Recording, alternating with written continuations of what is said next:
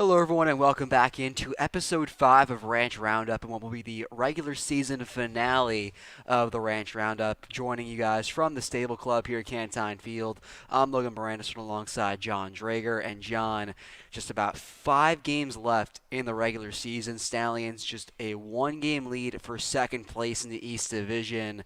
Going to travel to Glens Falls, take on the Dragons today. Looking at these past couple games in this playoff race to Mohawk Valley, let's start out with this. What stood out to you the most? So far, the rise that the Diamond Dogs have had earlier on, they kind of sat around that 5 to 6 spot and then slowly made their way up, and a few things kind of corresponded to that as well. You also have the Albany Dutchmen slowly sliding off. I believe in their last 10, they are now 2-8 in their last 10 games, but something to keep an eye on. The Watertown Rapids, they were sitting well at that 7 spot for a majority of their regular season, and slowly but surely they've been rising slowly to the top, and I believe they're now breathing down the necks of the Dutchmen for 5th place. So something to keep your eye on heading into the final week. Yeah, they're just a half game back of the Albany Dutchmen. You talk about the Dutchmen. They're 2-8 in their last 10 games. One of those wins coming very recently against the Saugerties Stallions. That was 2 days ago. Stallions able to get their revenge yesterday on the Dutchmen. And there was once a point in the season where Albany held a 7-1 record, kind of neck and neck with the Amsterdam Mohawks. And the Stallions, at that same time, John, they were 1-7. Oh, absolutely. And then all of a sudden, a 6-game win streak gets rattled off by the Stallions, and they find themselves back into the thick of it like they normally do. And now here, basically late into the season, they found themselves a game ahead of the Diamond Dogs in second place in the East Division. So it's going to be a little bit of a bumpy ride here for the Stallions later on, because after Glens Falls tonight, they have to travel to Amsterdam to take on the Mohawks. Then they host Glens Falls and Albany to finish their season out right here at Cantine Field. Yeah, just 2 more road games, 2 more home games before those playoffs start. And the way the playoffs are going to work, there will be the first 2 rounds. 8 teams make it overall, 4 teams from each division. A 1 game playoff between 1 and 4 and 2 and 3. Higher Then seed hosts. higher seed does host, which is why the 2 seed is so important for your Stallions. And then there's another 1 game playoff between the winner of those 2 rounds, then a best of 3 for the championship, which the Stallions were able to win in a 2-0 sweep over the Amsterdam Mohawks last year. Absolutely, and I think it kind of came unprecedented from the Stallions, and due to some conflicts happening, I believe the Stallions had to host Game 1 due to something to do with Amsterdam Stadium, Might have been a weather concern. possibly as well. But they hosted Game 1, won that via walk-off action. Then the next 2 games, if Amsterdam would have won Game 2, that would have been held at Shuttleworth Park. But the Stallions, they only needed 1 game. They finished off the Mohawks. They won their first ever PGCBL championship.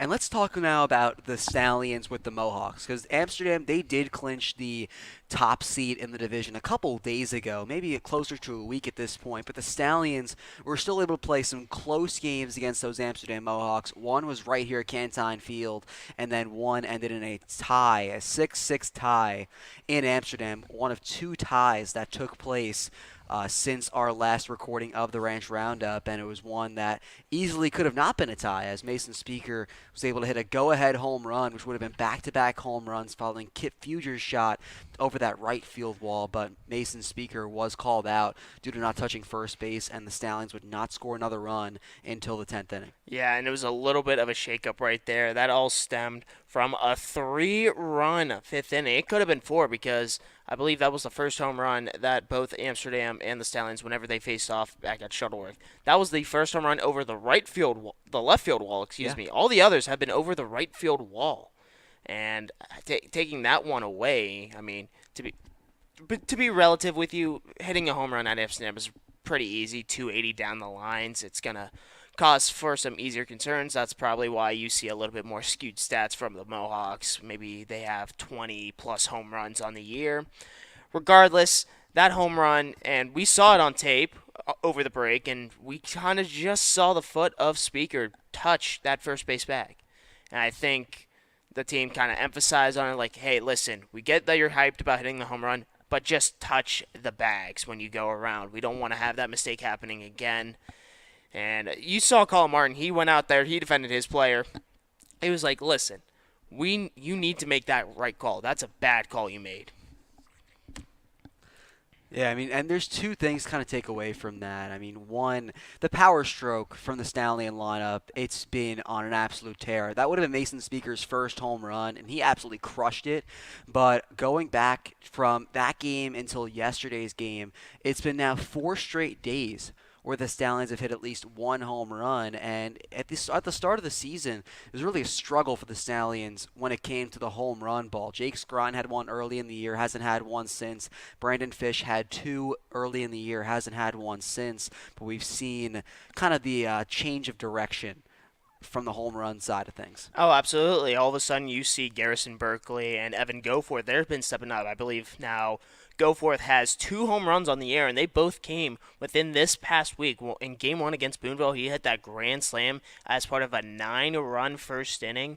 And then he also just hit one last night at Keenholz Park to kind of create that distance between the Dutchman and the Stallions in that game. It was a 5-4 game, and then all of a sudden Max Codier gets on first with a single as part of one of 5 hits, and then Goforth sends one over the wall. It looked like the left fielder and Zach Rainey might have robbed that one, but the umpire gave the signal around to motion like, "Hey, it's a home run.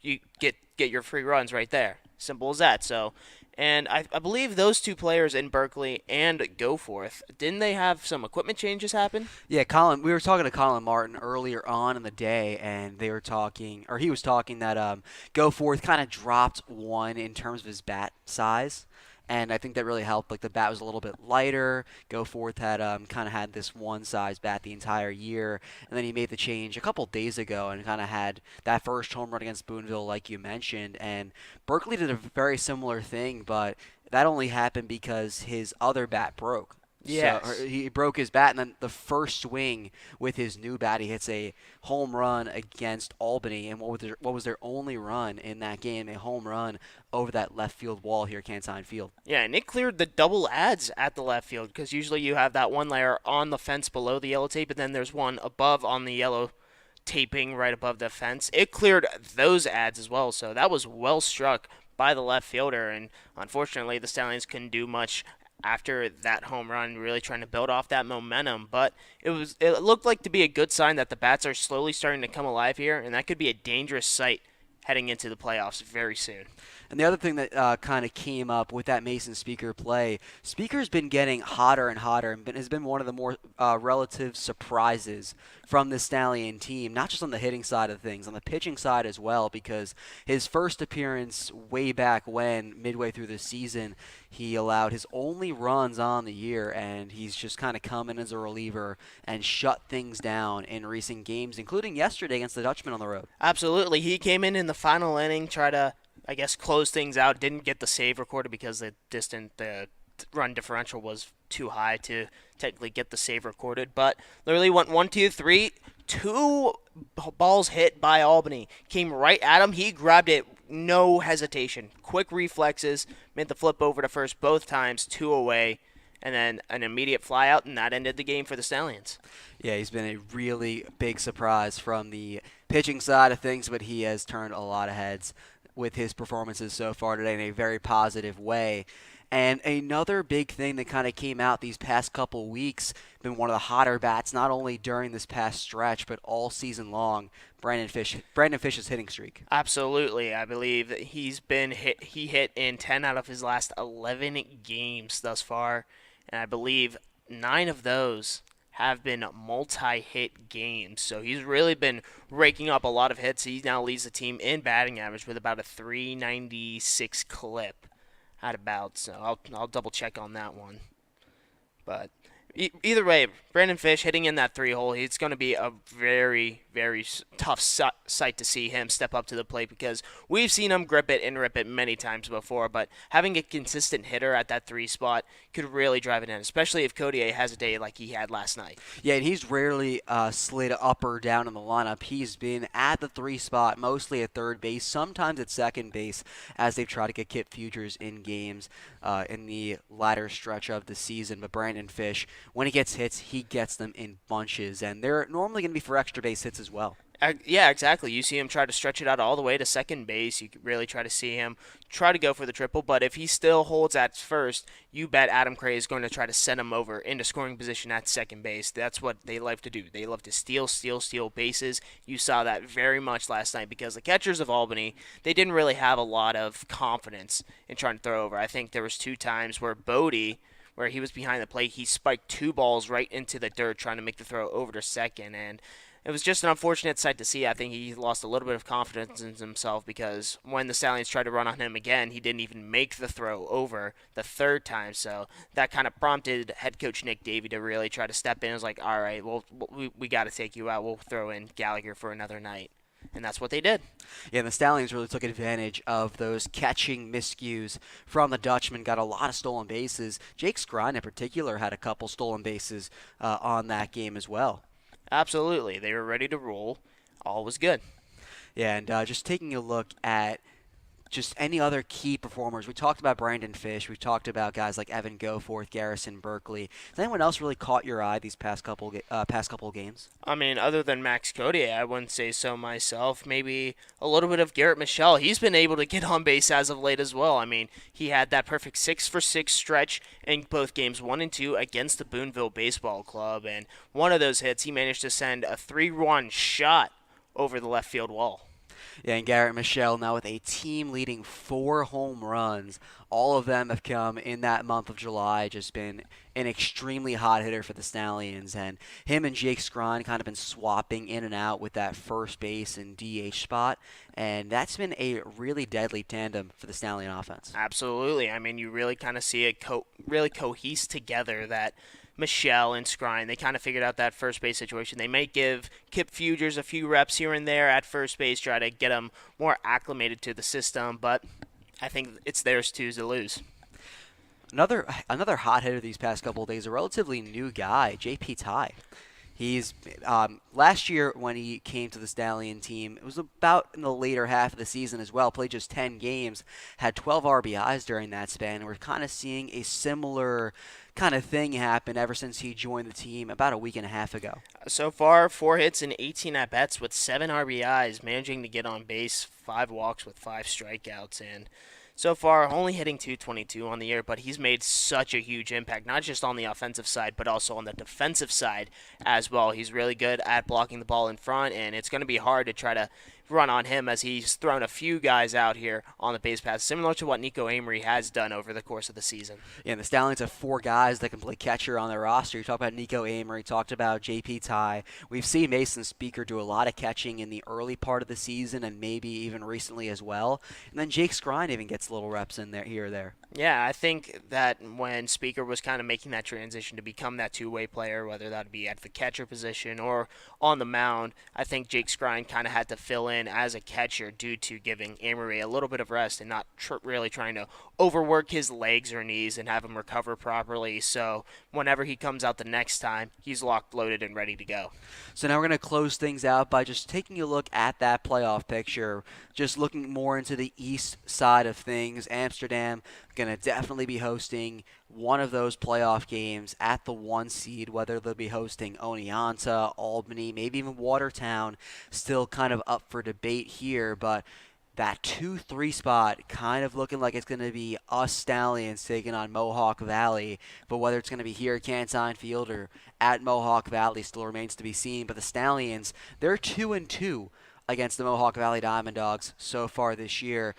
3 of those games came on the road. Yeah, and 2 of those games were actually a doubleheader scenario in Little Falls, and the Stallions managing to take Game 1 on a 4-0 victory, and then Game 2 saw a little bit of fireworks, but in the end, the Stallions could not prevail. Yeah, and that's why home field advantage is so important for that first round, because the one time Mohawk Valley came here, the Stallions were able to get the win in that game. Stallions holding a 1-game lead over the Diamond Dogs. Mohawk Valley off today while we take on Glens Falls, and then they're back on Monday taking on Boonville while the Stallions are off. Absolutely, and it's going to be a huge week down the stretch trying to determine some seeding, but we're not entirely sure if the playoffs are going to be set in stone just this yet in terms of seeding, but it could be a longer season for the Stallions because based on the path and their recent performances against some of the top teams that they've played against, it could be looking like a road to a repeat sooner or later. Playoffs starting on July 30th, coming to an end on August 4th with the championship game, if it does get to game 3. John, just quick seeding predictions 2 through 4. Does Watertown sneak in? Does Albany make a comeback, or does Oneonta stay on?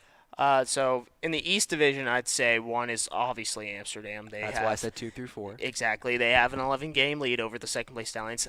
I do think with Glens Falls coming up twice, Albany coming up once, and then we have to go to Shuttleworth Park to face against the Hawks, and we've been kind of closing the gap on them in terms of play style.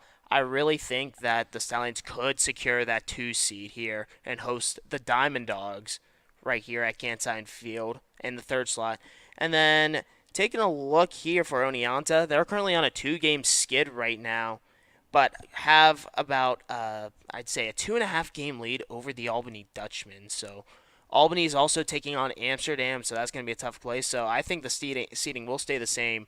Oneonta 4, Mohawk Valley 3, Stallions 2, Mohawks 1. Hey, you say Amsterdam's a tough opponent. We saw Amsterdam take on Mohawk Valley in a game the Stallions really needed Amsterdam to win, and Mohawk Valley came out with the upset victory. So really anything can happen. Absolutely, and in this East Division, it's going to be chaos here, especially in the West. I mean, taking a look at the top in Batavia, they only have a half-game lead over the Utica Blue Slugs, who recently had a bit of a skid after our doubleheader here at Cantine Field. But since then, it seems like Utica's really trying to right the ship.